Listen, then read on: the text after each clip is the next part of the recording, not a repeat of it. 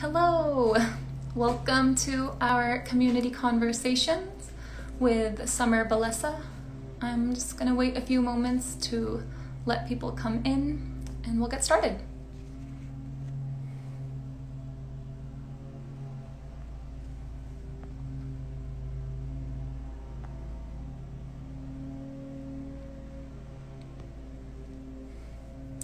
Hi, welcome. How are you doing?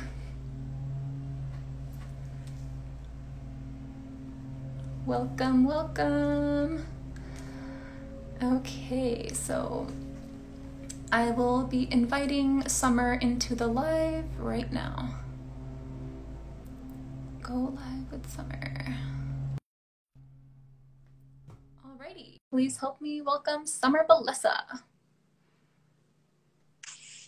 Hello! Hi, good to see you. Summer, can you hear me? I can hear you. Can you hear me all right? Good to see you too. I am wondering,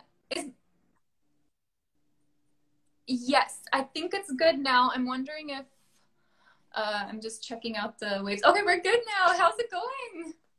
It's going great. How are you? I mean, it is a crazy world right now that we're living in. Yeah, I always have trouble answering that question because it's like so up and down, but little moments like these where there's these moments of connection are really valuable. So yeah. I agree. I know emotions, how I am can change within the day, and it's just our new normal, I think.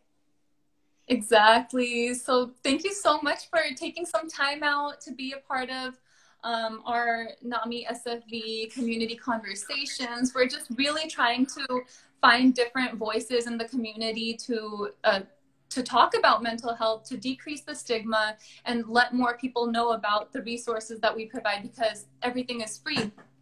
And so That's I was awesome. really drawn to having you as a guest speaker. So Well, thank you for having me. No, of course, of course. So I was thinking that we'll just like go through the questions that I have, and if anybody wants to like send in some chats or questions, we'll just go with that. And yeah, so can you just please share a little bit about yourself for our community? Sure. I'm a mom of 3. I am a wife to an independent filmmaker. We just finished our 2nd feature film. Wow. I've modeled my whole life since I was 4. I started the Girls with Glasses, which is a YouTube channel about like motherhood, lifestyle, and we do funny parodies. I also work with the youth at our church, and I'm currently remodeling a home in Lake Arrowhead, California. Wow, that's a lot. Yeah. Oh, that's so I feel like I'm a poster girl for like the Jill of the jack of all trades, the Jill of all trades. And, you know, sometimes in business, they say you really have to focus. And I see that a lot of people who focus, they have a lot of quicker growth. But I feel like I've always loved to kind of do a lot of things, and it's worked for me. Mm-hmm. Nice. Cool. And I was hoping you could also share a little bit about like why do you care about mental health, mental and emotional wellness? Well, I think it's hard to find anyone who hasn't been touched by mental illness, whether it's family members, friends, yourself. I definitely dealt with postpartum with my 3rd, after I had Nova, my 3rd baby. Mm-hmm. And I also have very, very close friends and family members that deal with very intense mental health things. And so it's definitely something that's very close to my heart. Thank you for sharing that. I agree. I think that it touches everyone in some way. And like, I'm wondering, like, when did you become comfortable kind of talking about that, since I know that you have different roles and like just being public about this? It's interesting because I think I sought out a therapist when I was like 18 or 19. I was on my own. I started modeling when I was 16 and had my own place and was traveling, and I never really felt a stigma about it. I just felt like, hey, I want someone that I can talk to about this stuff that I'm feeling, that is knowledgeable, so that I can have someone to interact with that can give me a knowledgeable perspective. And so it is interesting when I come across potentially an older generation who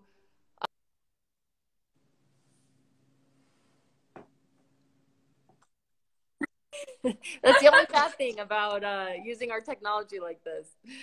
I know. Yeah, an older generation or different friends that they feel like that they're weaker if they seek out mental health experts. And I just think I don't know everything, and there's so much stuff that I'm dealing with, our bodies, our emotions, that it makes sense. If you have a cold, you go to a doctor. If you break your leg, you go to a doctor. Like, why wouldn't you if you're having mental health questions? You go to someone, a mental health expert. Yeah, no, thank you. I was just curious about that because, I mean, for myself, sometimes I'm like, oh, how much should I say? What shouldn't I say? And yeah, so cool. And then I also wanted to ask you, so you've done so many cool things where you've launched Eliza Magazine, like you said, you started the Girls with Glasses, and you're a producer, actress, model, like art director, and a mom, and all of these roles. So how do you take care of your mental and emotional health while balancing all of this? Well, I'm not perfect. I want to start by saying that. Like, you know, you have to have some compassion for yourself too, and know that we're all trying our best. For myself, when I feel my mental health kind of going down, it's usually because I'm not eating healthy or working out. And I do not like to work out. I'm not a salad fan or a workout fan. So sometimes it's a struggle for me to take care of this body and treat it like the gift that it is. But when I feel my mental health starting to decline, I look at those things first. And usually that's something that I'm not taking the time to worry about. In fact, I love to follow Taylor. I think her Instagram is Taylor Lindsay Clark. And she was on Deal or No Deal with me as a briefcase opener. And she always does a lot of really, really, really great health and fitness and eating healthy. She's always inspiring to me. I also try to really take time for myself, which I know we're probably going to get into in a little bit, but like massages, girl nights where we can late night chatting, all those things used to be a way that I would make sure I have me time. In fact, another one of my favorite Instagram accounts is my friend Alicia, who it's My Life is a Beach. And she does a really great campaign about reminding moms to take me time and whatever that looks like. And yeah, with the pandemic, you know, I used to be like, I would like, this is my time to get my nails done, maybe go with a friend and just be able to like relax, get a massage. I haven't been doing that, obviously. So we've had to kind of try new things or different things, incorporate our kids in a lot of things because, yeah, we don't have that break of school. So we're doing a lot of like nature walks. I think going into nature really helps too. Moving your body, getting to like look at amazing landscapes and nature and trees and all those things for me really affect my well-being when I can be in nature. Yeah, definitely. There's just something so magical about it. Like, I feel like when I'm stuffed inside the house, like I just start getting so just frustrated and confused. So it really is important to get out there. And kudos to you for like finding these ways to do things, because sometimes like I'm like, I don't even have children. I can barely take care of myself. So just shout out to you and the moms. It definitely adds another component to this whole thing. And yeah, and I think having a support system, like my husband and I, we already, because of what we do, we work together, we work from home a lot. So we already kind of share a lot of responsibilities. Mm-hmm. And I think a lot of couples are having to learn to do that right now too. And I think being able to depend on your person, or like my mom, finding friends that you could switch off, helping each other. I think that's another really big thing, because you can't do it alone. It's hard. That is really like, it's just so true. Like even before the pandemic, and then now even more so. So great tip. Thank you.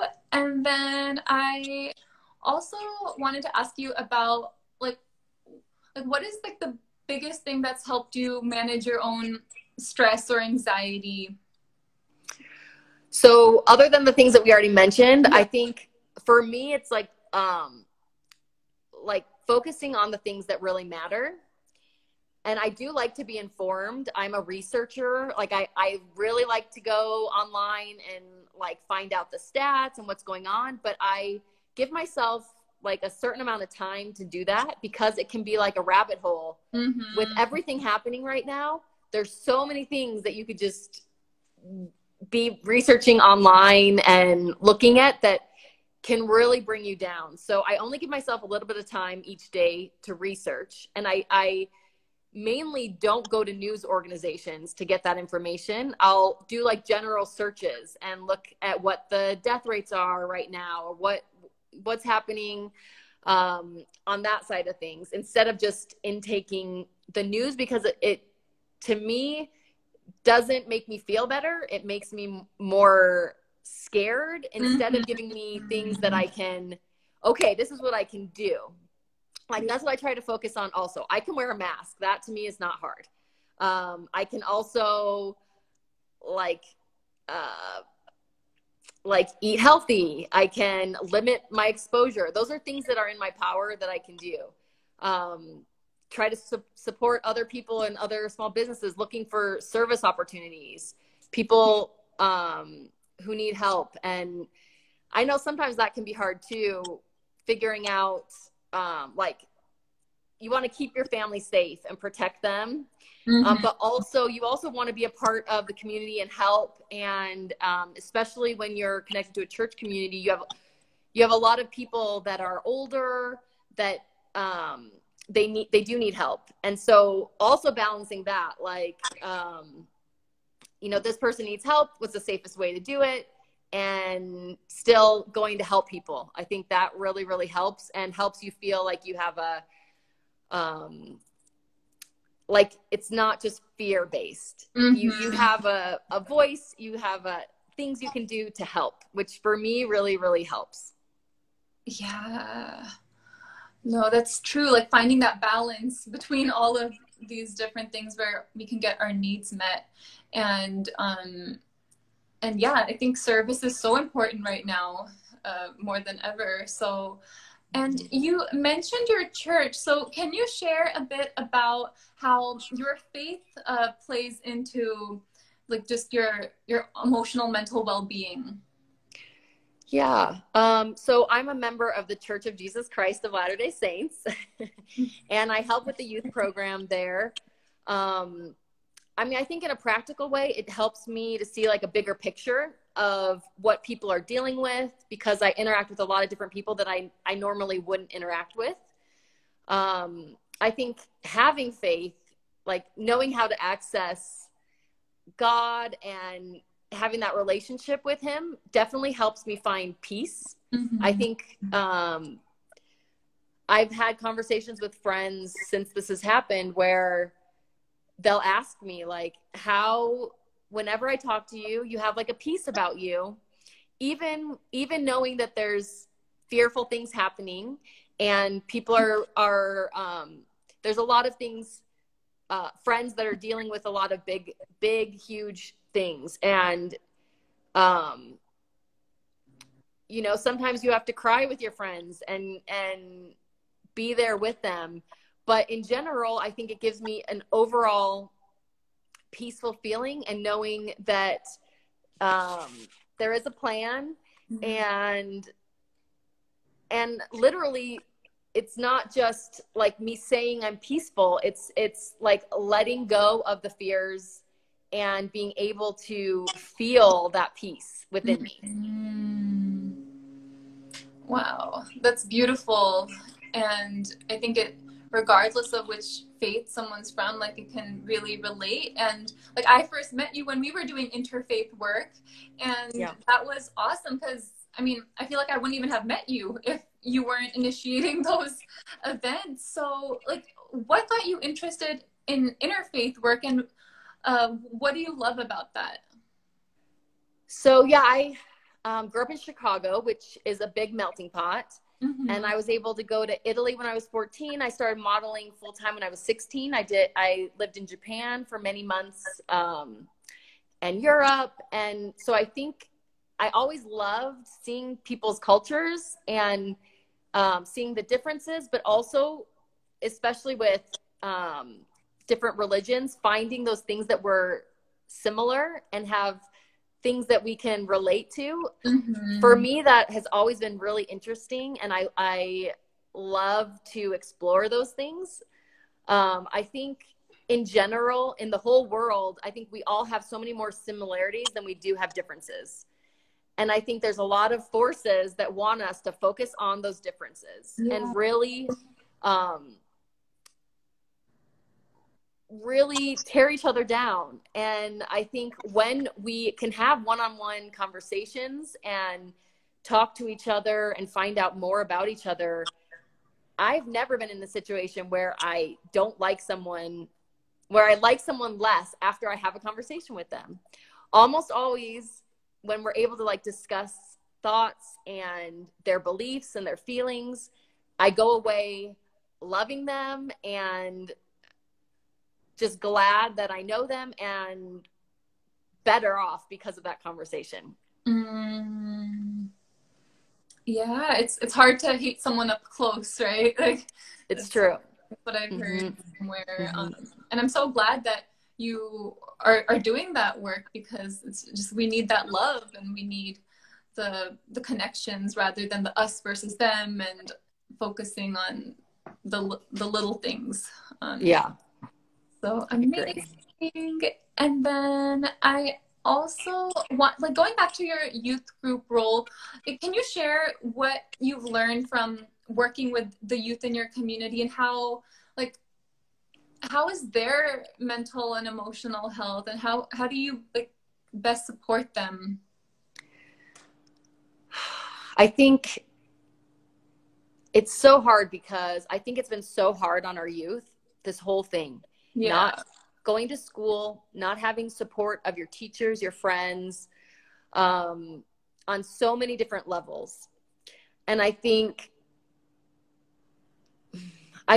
everyone needs so much more love than we think they do, and support. So I think the biggest thing that I worry a lot about them, and because they have a lot of things going on and a lot of emotions that they don't really know what to do with. And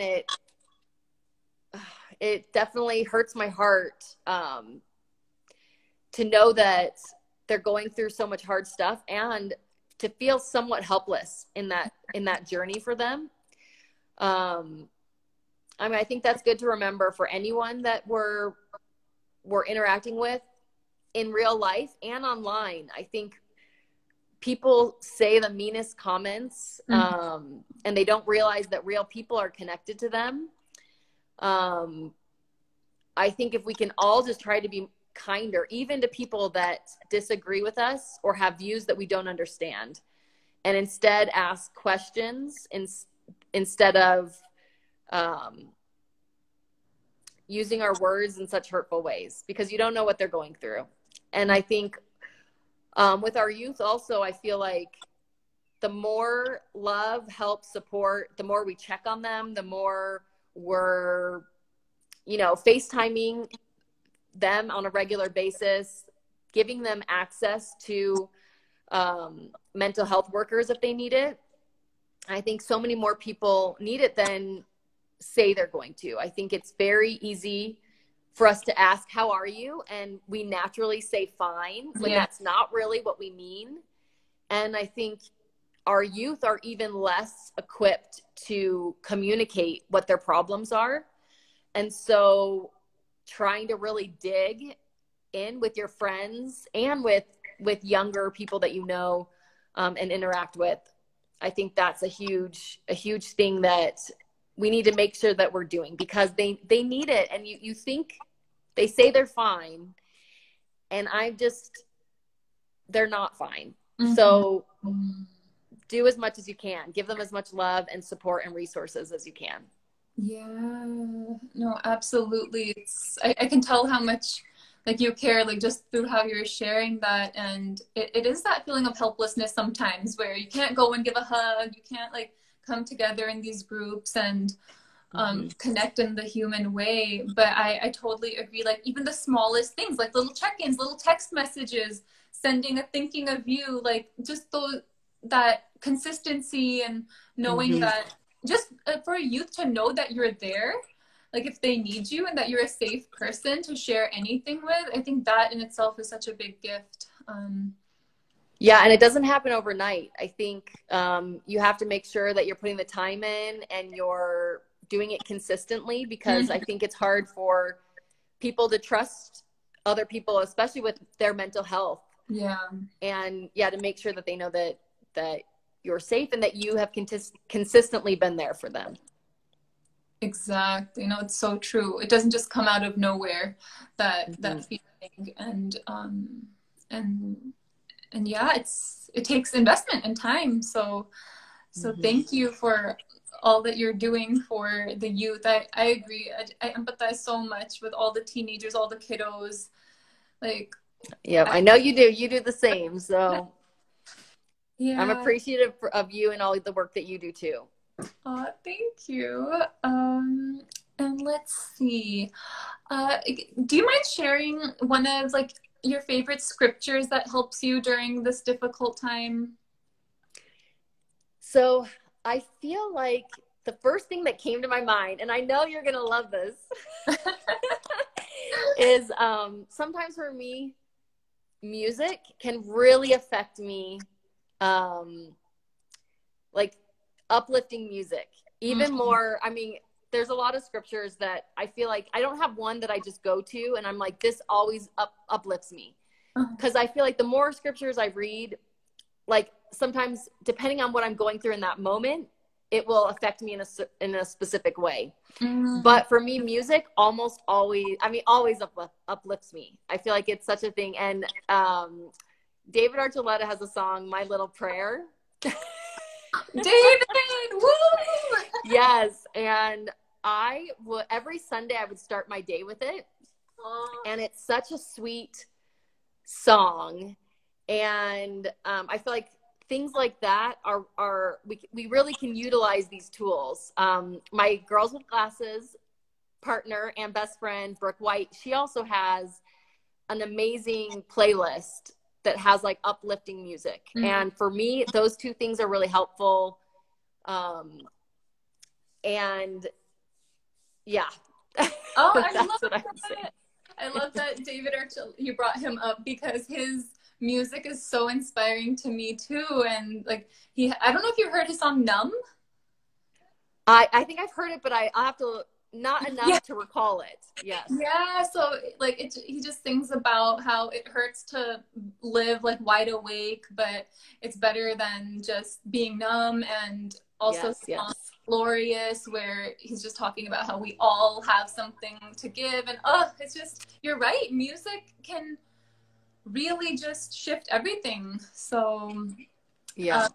It's a great tool to use in your toolbox, your mental health toolbox also. Yes, I think each of us needs to create a mental health toolbox. Like not when we're already like in distress, but like doing those preventative measures. And even teaching the children and the youth, like, okay, when you have these feelings, like, what are you gonna do?